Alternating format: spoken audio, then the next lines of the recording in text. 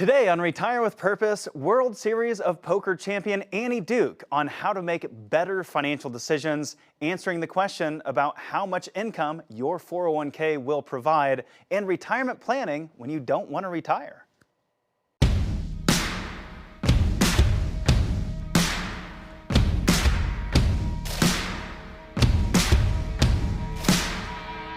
Welcome to Retire with Purpose, a show specifically designed to help you maximize your financial confidence in retirement. Casey Weade is the CEO and Chief Visionary of Howard Bailey Financial, a certified financial planner and Wall Street Journal best-selling author. He's your host on Retire with Purpose. Great to see you again. I am Lee Kelso. This is Casey Weade, certified financial planner. You know he's the president of Howard Bailey Financial, right? You know he's a best-selling author in the Wall Street Journal list. You know he also hosts the Retire with Purpose podcast. You might not know that Casey loves the strategy and tactics involved in playing poker. That's why he was excited to have Annie Duke as a guest on his podcast. Yeah, this is actually our second female poker champion that we've had on the podcast. And I've really enjoyed listening to the parallels between investing and just financial planning and poker. And Annie Duke, she's really a decision scientist, I would say. You know, she's really good at doing decision analysis, helping individuals make better decisions by applying poker principles that she's learned over the years. And she's written many different books on how to make better decisions. She's a consultant, she's a speaker, she's an author, not to mention, of course, she is that poker player. Yeah. She wrote a book that I really enjoyed, and I've also gifted it out several times already to friends of mine that are maybe struggling with some big decisions they're trying to make in their lives. It was titled How to Decide, some simple steps to help you make better decisions. And if you'd like a copy of that book, we've partnered up with Annie. We're going to be giving it away to you for free in just a moment, so make sure you stick around for that. But first off, I wanted to share a clip of the conversation I had with Annie. And this was a discussion around good decisions that have bad outcomes and bad decisions that have good outcomes. You may have experienced this over the last few years. Maybe you have some regret. Maybe you're stepping into retirement. You decided to reduce the risk in your retirement portfolio, and you go, boy, I could have made so much more money if I wouldn't have made any changes. That doesn't mean it was a bad decision. Let's hear what Annie's words of wisdom are for you. You have to get your clients in on the joke. You have to explain to them up front. Let's think about what it is that we're trying to accomplish. Let's look at historically what's going to happen. And I'm going to give you some examples, right, of both cases, right? Here's what would have happened if you kept your portfolio the way it is in 2008. Here's how frequently a 2008 type of event comes along. You know you're going to be sad then. But at the same time, here, if you have this portfolio, this is what would have happened in, say, a boom year like 2016, right? Or when, you know, Bitcoin is flying or whatever. And you're going to see that there's always going to be things that these two things are always going to be true. There are going to be things that you don't own that you wish you had. And there will always be things that you do own that you wish you hadn't. And that's because you're deciding under uncertainty and you're trying to figure out probabilistically what's the best balance for what my goals are. Those goals are going to change over your lifetime. So here's the secret for you. And this is where you have to really get them like in on the secret. You're going to hear your friends complaining. You're going to hear other people talking this nonsense that if they'd only played that 7 deuce, then they would have had a full house at the end. But you know better. And that's the secret to why you're going to do really well. Because when you hear those people saying, oh, I was so smart, I put all my money into, right? You're going to be like, wow, that's really dumb. Like maybe it's going to work out and then I'm going to hear about it from them, but I know that's not right. How often have we heard that over the last couple of years, especially with the rise of things like cryptocurrency? Oh, wow, I put all my money in cryptocurrency. Now I'm a millionaire. They could have lost everything. And you know that wasn't a good decision, even though it might have had a great outcome. You need to make sure you're really analyzing the decision you made and having some humility about those decisions. That's what Annie shares with us here. She shares with us why it's so important to maintain our humility when we're going back and analyzing our decisions to make even better decisions in the future. great decision, great outcome would be like just rewards, right? You got what you deserved, and you earned it. It was earned. Great decision, bad outcome would be like bad luck. But you can also make a bad decision and get a bad outcome. That would be kind of like just desserts. But then you can also make a bad decision and get a good outcome. So that would be dumb luck, right? And we need to recognize that if we're not actually exploring to see where does it actually sit, we're going to take some pretty bad lessons from our past decisions as we're trying to figure out what the feedback is, which is the outcome of the decision, what that's supposed to tell us in terms of our learning. And if we're not doing a good job of that, yeah, I might feel better about myself in right now, because I get to interpret the world basically no matter what happens, I'm great, right? But that's not good for me in the long run because I'm not going to spot my errors. And I need to be able to spot my errors in order to improve my decision making. And this is a big problem that we have. So we obviously need humility to do that. But the other thing we need is an eye on the prize. We need to understand, who are we taking care of? Are we taking care of the person that we are today? Or are we taking care of the person that we're going to be in the future? And obviously we want to take care of the person that we are in the future, because there's many, many more of those people than the one version of me that exists today. Have you ever struggled with the decision on what to get for dinner? Well, I've got a test for you. It's called the happiness test, and this has really expedited my decision making when I'm sitting down and having a meal. It's also slowed me down on some decisions that were important ones at the same time. Let's hear about the happiness test now. Okay, so the happiness test is this.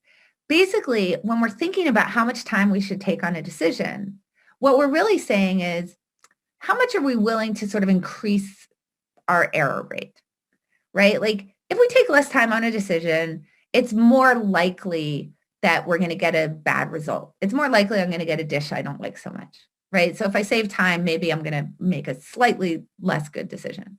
Okay, so then what we want to say is, okay, so let's imagine your chicken's really dry. You don't actually like it very much. Now, this is where the happiness test comes in. So I'll ask you, Casey. So you're in the restaurant, you've taken your 15 minutes, you get the dish, it's disgusting.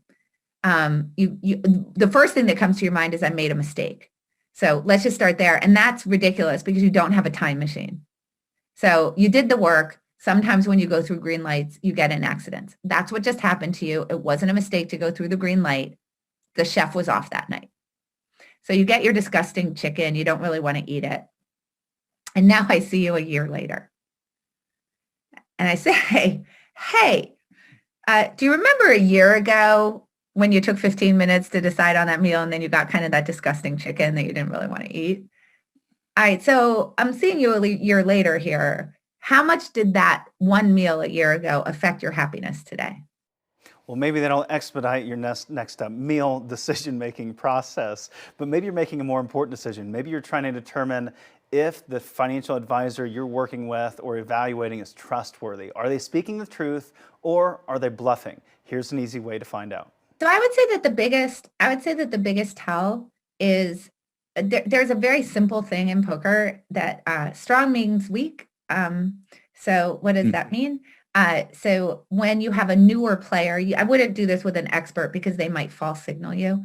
But when you have a newer player, if they put their chips in the pot with lots of bravado, that's usually a sign their hand is pretty weak.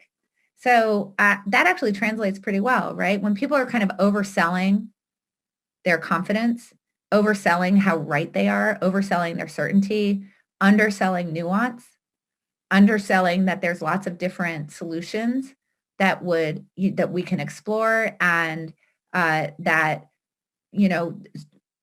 we can't guarantee that it's going to work out well. I don't know what the exact right answer for you is. This is something that we're going to explore together. That's someone who you're going to want to trust more. So what's interesting is it's a little bit opposite of what our instincts are. So when people first start playing poker and those people really pound those chips in the pot, people fold to that all the time. There's a reason why people do that, because against players who aren't as experienced, they're just like, oh, that person must be really strong. Look at what they did. So and you can see this with political punditry, right?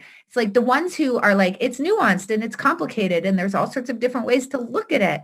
They're not on television. Yeah, she's really interesting, isn't she?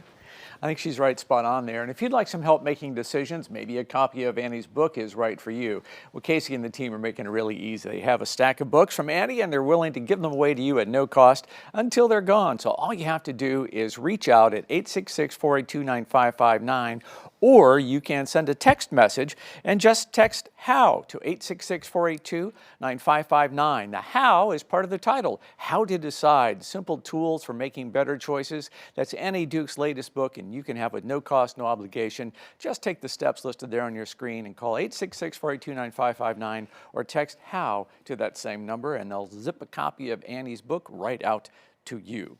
All right, when we come back, Marshal Johnson joins Casey to talk about some help that you're going to be getting that might be a little confusing when it comes to figuring out how much you're going to receive out of your 401k. Here's a retirement reality check. There are new threats to your lifelong savings in the form of taxes. Have you taken the steps to prepare? The Howard Bailey team wants to help educate you on how to safeguard your retirement from the ticking tax time bomb. Learn how to leverage this low tax rate environment before rates increase by registering for our complimentary Tax Time Bomb webinar, hosted by National IRA Distribution Educator Ed Slott. Web times are limited, so register now by calling or texting the word BOMB04 to 866-482-9559. Call or text the word BOMB04 to 866-482-9559. Investment advisory services offered through Howard Bailey Securities, LLC, a registered investment advisor. Howard Bailey Financial does not offer legal or tax advice. Please consult the appropriate professional regarding your individual circumstances. Welcome back. We are now joined by my good friend and co-host of the Retire with Purpose podcast, Marshal Johnson, here with us. Happy to be here, Case. Well, we get together every single Friday for our Retire with Purpose podcast series, and that is our opportunity every Friday to highlight one of the 4 articles that we send out as part of our Weekend Reading for Retirees email series. That's one email that you receive every single Friday. You can sign up at retirewithpurpose.com, and every Friday you'll get 4 articles on trending topics in the retirement planning space, all designed to help you make better decisions while you are in retirement or on your way to retirement. We discussed an article from MarketWatch in episode number 199 of the Retire with Purpose podcast titled, How Much Income Will Your 401k Provide? I love this article because you talked about trending topics, right? This is a trending topic. You know, for years and years and years, people thought about their 401ks as how much can I grow this to? But at the end of the day, it's about creating income for retirement. There has been more retirement legislation passed over the last couple of years than we've seen in decades of cumulative legislation directed towards retirees. It's not done, right? There's another bill that just started circulating the House the other day. And we need to stay on top of these things, and you're going to start seeing some changes. You might see some RMD changes amongst many other things, but one of the things this article is outlining is a change to your 401k statements. They're now going to start requiring your 401k provider, your defined contribution provider, your custodian there, could be Fidelity or Vanguard, to start providing you 2 lifetime income illustrations on that 401k statement. It'll show you how much income you would get for the rest of your life with that 401k balance. And there's some pros to this. There's also some very serious risks that you need to consider. Yeah, and I talked about the pros, right? You know, it's starting to think about that balance as generating income, and that's a question a lot of people have. It's like, geez, I don't, do I have enough? How much is this going to create? Is this going to be enough to sustain my lifestyle? So that's the biggest pro I see. Well, and several years ago, Harvard put out a study showing that this is, in their opinion, one of the biggest risks facing this generation of retirees. That's the shift in focus from growth at all costs. So on your way to retirement, it's all about accumulation, take risk, give me the biggest return that I can possibly get. And then when you get to retirement, that mindset has to shift. It's no longer about growth, and growth is very different than income. Now you have to convert that 401k into an income that'll last the rest of your life. For generations, your parents, your grandparents, they thought about income on their way to retirement because they had pension plans. Right. And those pension plans kept them thinking about what they were actually working towards, and that was a secure income strategy in retirement. Yep, absolutely. So we start to talk about some of the drawbacks of this. One of the most discouraging, or one of the things that's going to be a problem is it's going to be rather discouraging because oftentimes these illustrations are being generated when somebody may be 35, 40 years old, a long way away from retirement, and that may reflect a very low number that's going to be discouraging. Why should I even save in this account? Well, Marshall, I've seen this with friends of mine who have sent over snapshots of their 401k and said, why am I even saving money in this? It's only going to provide $100 a month when I get to retirement. Well, those snapshots that you're going to see are going to be done in different ways. There's going to be some of those snapshots that are saying, hey, this is how much income you have based on your 401k balance that you have today. Others may be forward looking, but that could be very discouraging. And we could see fewer people actually making contributions to those 401k plans because they go, it's not going to actually satisfy my income needs. And then you have all of the other risks when it comes to creating an income strategy. It's not just income. When you put together a comprehensive retirement strategy, income planning is just one sliver. It's one very important sliver. Without income, we don't have retirement, but it's still just one sliver of a truly comprehensive retirement strategy. Yeah, you talk about tax considerations, right? We have to understand that most of the time funds coming out of a 401k are going to be taxable, so that number is not going to reflect what you'll need to withhold for taxes, so it could give a false sense of security as well. Yeah, you might not actually be able to retain all of the income that it says you're going to receive from that 401k. So we have tax considerations, and then you're also going to have some funds that are going to need to be set aside for emergencies that'll inevitably rise throughout retirement. You're going to have a healthcare strategy over and above whatever that income plan is going to provide. And what about inflation? You'll see inflation throughout retirement. Do you need increasing income in retirement? Well, you might want to have some assets set aside, even 401k assets set aside to safeguard that income strategy from future inflation.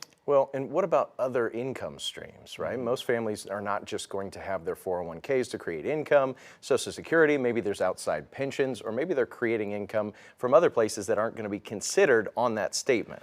Oh yeah, and how many times we've seen that when we've sat down with someone and said, hey, your 401k is going to provide X, and they say, well, I can't live on that. But it's okay because you still have Social Security, you still have pension income, you still have rental income, maybe some deferred compensation or business income. We have to look at the big picture in order to put together a rock solid income strategy for retirement.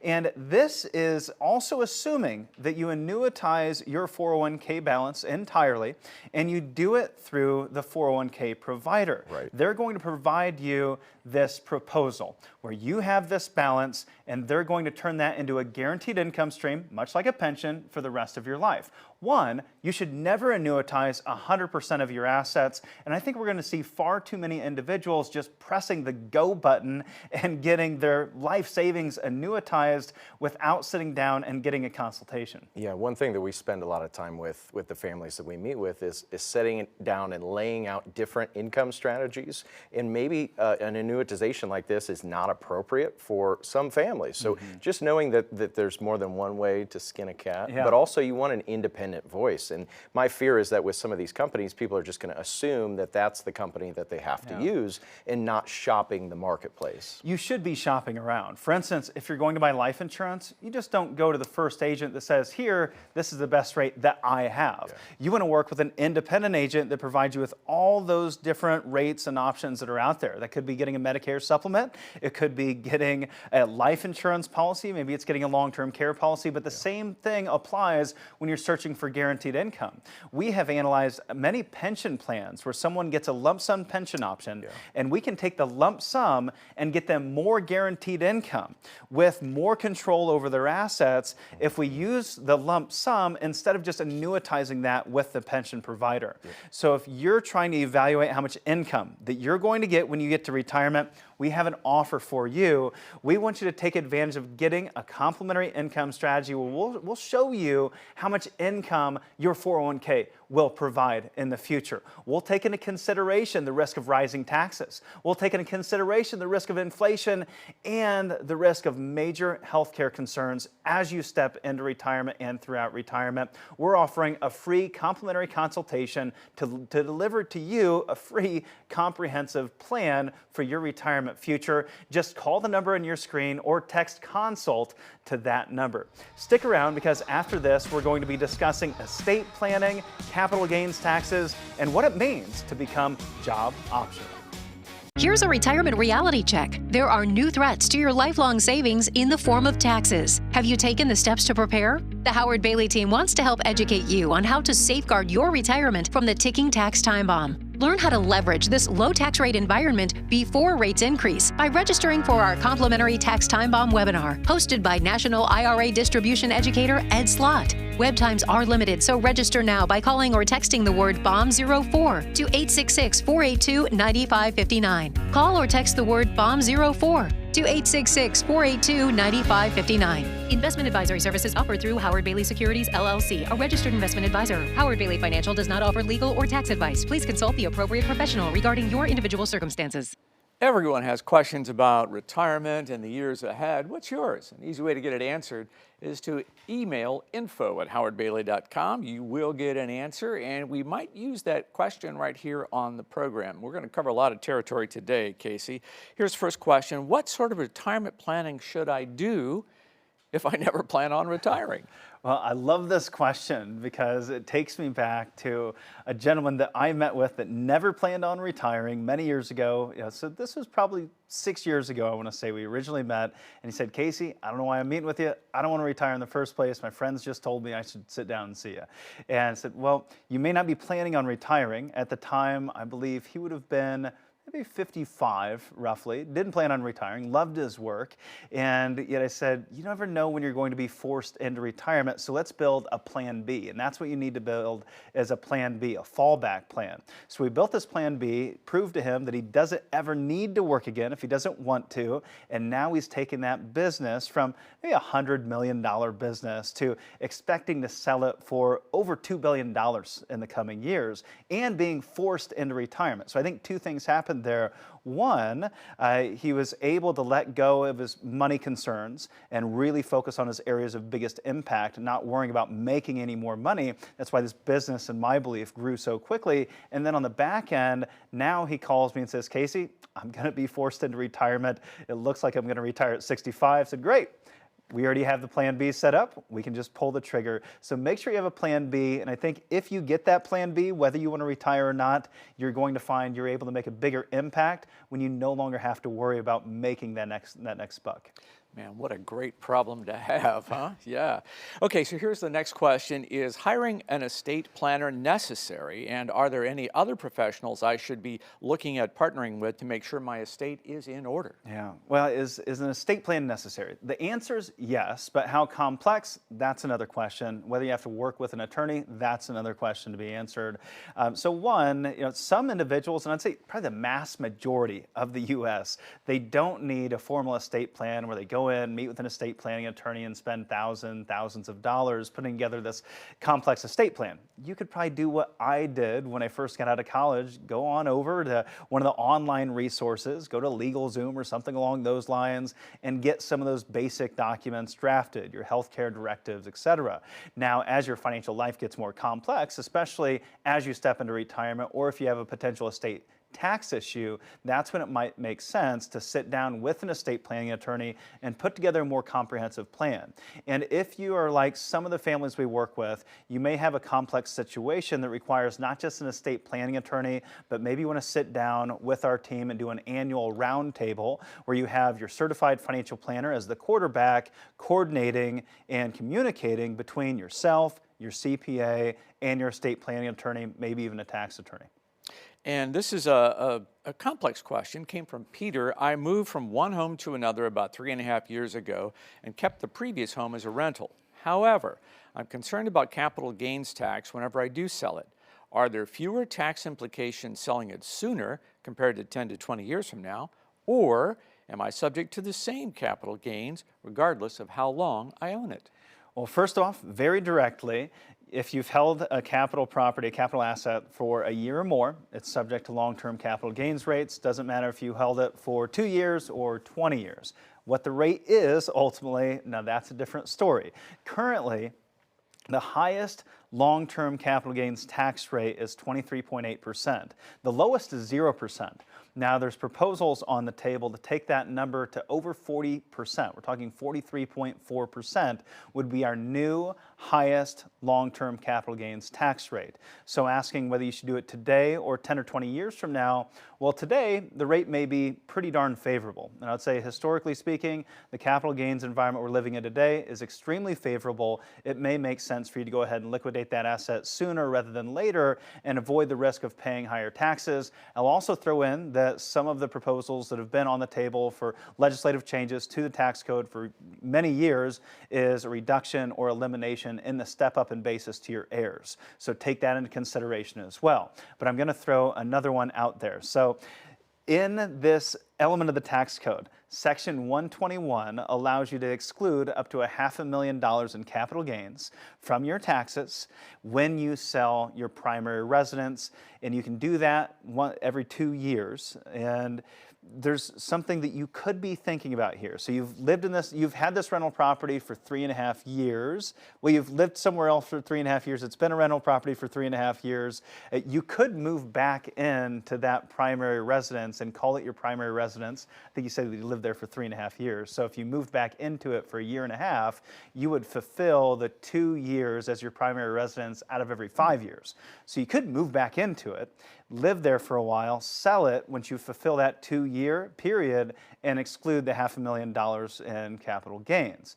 There's a catch, though. The IRS doesn't, they got onto this quite a while ago, and they said there's going to be a depreciation recapture. So if you had a rental property you were depreciating, they're going to make you recapture that depreciation at a tax rate of 25%. So a lot to consider, but there may be some opportunities that you have yet to think about. So there you go, a good example of why it makes sense to sit down with people who really know how to play the game. And that's what you get when you meet with a member of the Howard Bailey team. And I hope you're one of the next 10 people to call 866-489-9559 and request that meeting for a financial review to find out how well positioned you are to cope with all the strange things that can come along in retirement. Sure, you might sell a house. What about that? Then next, what about health care? What about maybe a stock market crash? My gosh, inflation is on everybody's mind these days, right? And are you going to have a guaranteed stream of income? How are you going to manage for that in your current portfolio? Is it set up for that type of thing? All questions you can cover when you sit down with a member of the Howard Bailey team for a complimentary financial and retirement review. And you can get on the board just by texting CONSULT to 866-482-9559 or make a phone call. Do it the old-fashioned way, 866-482-9559. You can get on the calendar to meet with a member of the Howard Bailey team and get yourself headed toward retiring with purpose. We will see you next week. Hope you'll join us then.